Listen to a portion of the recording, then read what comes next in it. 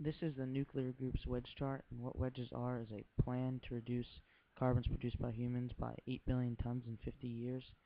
You have to pick 8 different strategies to do so, and each strategy represents 1 billion tons of carbon.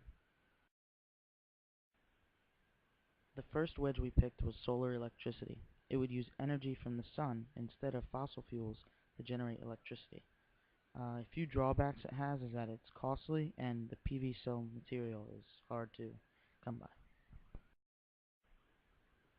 Our second wedge, which is CCS hydrogen fuel from fossil sources, and CCS displaces the hydrocarbons. A drawbacks from this is hydrogen safety and a new infrastructure would be needed.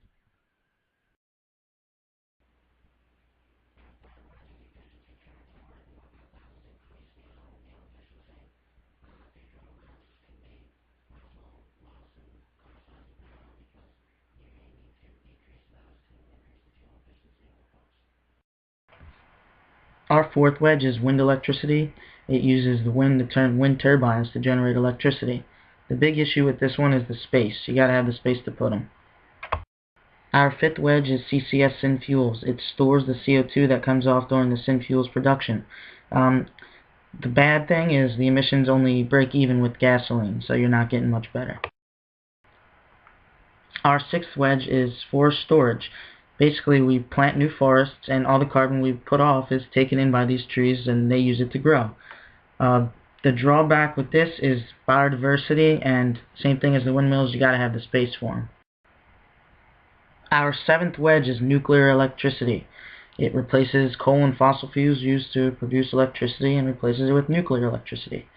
The really big drawbacks with this is some crazy people out there might try to make nuclear weapons, and a lot of people around would probably be against having a nuclear power plant in their town. Our eighth and final wedge is biofuels. It uses plants to make fuel and it replaces petroleum fuels. Biodiversity would be a drawback of this, and once again, the place to put all the plants that you have to grow to produce these fuels. Let's talk about the people who are not going to like this plan, the taxpayers. Somebody's going to pay for all this stuff, and it is a very costly plan. Now, if you're an energy company, it depends how you produce your energy. It's going to determine if you like this plan or not. If you use solar power and wind power, then you will like this plan. And if you use coal, you will not like this plan. Environmental groups will love this plan. It's helping the environment, it's reducing the carbon, and it's going to make the world a better place for everybody. Manufacturers are another group that are going to love this plan. Somebody's going to have to build all this equipment. They're going to make so much money off of it. Industrialized governments will like this plan fairly well. They have the money to pay for it, and they're helping the environment. Developing countries will not like this plan very much at all.